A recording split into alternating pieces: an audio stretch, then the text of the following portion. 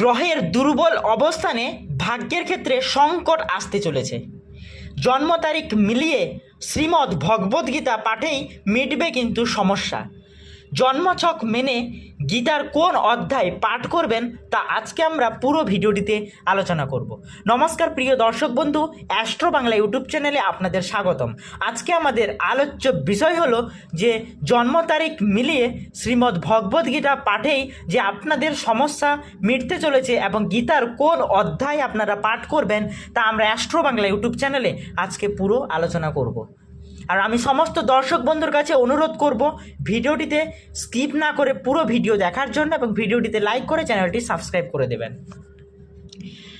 শ্রীমদ্ ভগবদ্গীতা শুধু একটি ধর্মীয় গ্রন্থ নয়, এটি জীবন এবং কর্মের এক গভীর যোগ দর্শন।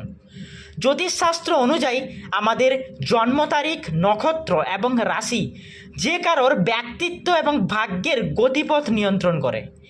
এই কারণে জ্যোতিষীরা মনে করেন যে প্রতিটি মানুষের মানসিক চাহিদা এবং কর্মের প্রকৃতি আলাদা আলাদা হয়।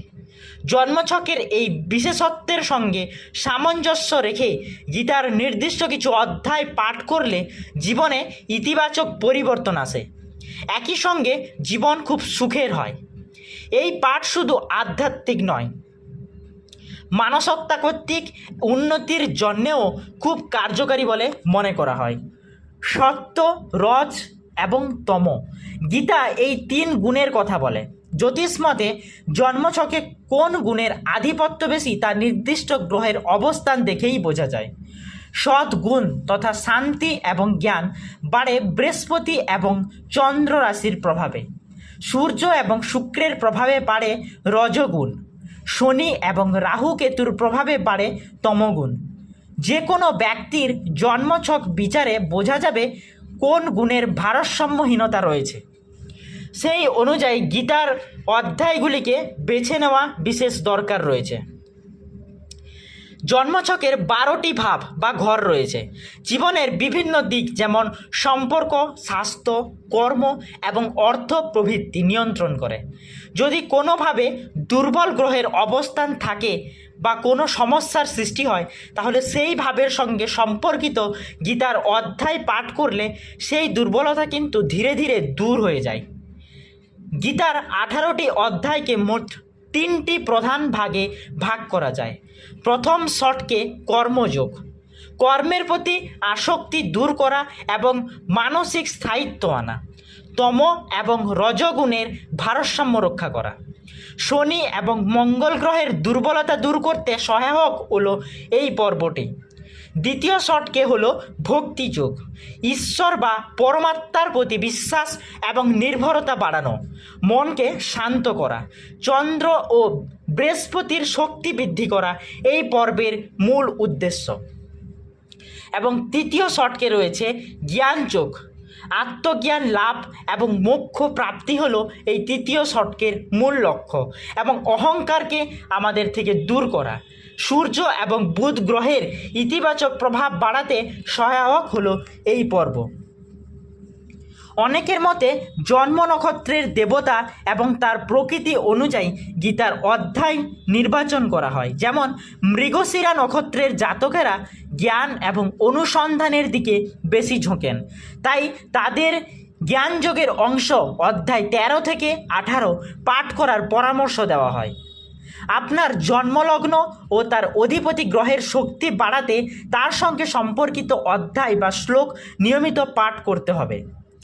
যদি কোনো ব্যক্তির জীবনে শনি বা রাহু দশা চলে তবে তাদেরকে প্রায়শই কর্মযোগের অধ্যায় যেমন অধ্যায় 2 বা অধ্যায় 3 পাঠ করতে বলা হয়, যা ধৈর্য এবং সঠিক কর্মের ওপর অনেকাংশেই জোর দেয়। গুরুত্বপূর্ণ সিদ্ধান্ত নেওয়ার সময় বা মানসিক অস্থিরতা কমাতে ভক্তিযোগের অধ্যায় যেমন অধ্যায় 9 এবং অধ্যায় 12 পাঠ করার পরামর্শ দেওয়া হয়। জন্ম তারিখ, সময় ও স্থান দিয়ে সম্পূর্ণ জন্মছক তৈরি করা হয়। জন্মকালীন গ্রহের অবস্থান, কোন ভাব দুর্বল বা কোন গ্রহের কারণে সমস্যা রয়েছে তা নির্ধারণ করা অত্যন্ত জরুরি। গীতার কোন অংশটি আপনি পড়বেন তা কিন্তু আপনার জন্ম তারিখ মিলিয়ে একমাত্র জ্যোতিষী সঠিকভাবেই নির্ধারণ করে দেবেন। প্রতিদিন নির্দিষ্ট সময়ের নিষ্ঠার সঙ্গে গীতার এই বিশেষ অধ্যায় বা শ্লোকগুলি পাঠ করতে হবে। মনে রাখবেন, কেবল পাঠ করাই যথেষ্ট নয়, সেই উপদেশগুলিকে জীবনে প্রয়োগ করাটাই হলো এই গীতা পাঠের আসল উদ্দেশ্য। এই পাঠের ফলে মন অনেকাংশেই শান্ত হয়, সিদ্ধান্ত নেওয়ার ক্ষমতা বাড়ে এবং জীবনের পথে সঠিক দিশা খুঁজে পাওয়া অনেকাংশেই সম্ভব হয়। গীতার এই পাঠ আপনার জীবনকে সমস্ত বাধা বিপত্তি থেকে মুক্তি দিয়ে এক নতুন পথের সন্ধান দেয়। তো আজকে আমরা জানলাম যে গ্রহের দুর্বল অবস্থানের কারণে যে একটা ভাগ্য সংকট রয়েছে এবং জন্ম তারিখ মিলিয়ে শ্রীমদ্ ভগবত গীতা পাঠেই আপনাদের সমস্যা মিটতে চলেছে। তো আপনারা কোন কোন গীতা পাঠ করবেন, কোন অধ্যায় পাঠ করবেন এবং সেই উদ্দেশ্যগুলি আপনার জীবনের ওপর কেমনভাবে প্রভাব ফেলবে তা আমরা পুরো ভিডিওটিতে আলোচনা করলাম। আমি সমস্ত দর্শক বন্ধুর কাছে অনুরোধ করব যে আপনাদের জন্ম তারিখটি কমেন্ট বক্সে অবশ্যই কমেন্ট করে যান, যাতে আপনাদের গীতা পাঠের কোন অধ্যায়টি আপনাদের জীবনের ওপর প্রযোজ্য হতে চলেছে তা আমরা কমেন্ট বক্সে আপনাদের জন্য রিপ্লাই দিতে পারি এবং আপনাদের জীবনের একটা নতুন উদ্দেশ্য নিয়ে আসতে পারি। তো ভিডিওটি যদি ভালো লাগে ভিডিওটিতে একটি লাইক করুন, চ্যানেলটি সাবস্ক্রাইব করুন, পাশে থাকা বেল আইকনটি প্রেস করুন নিত্য নতুন ভিডিওর আপডেট সবার প্রথমে আপনার কাছে পাওয়ার জন্য।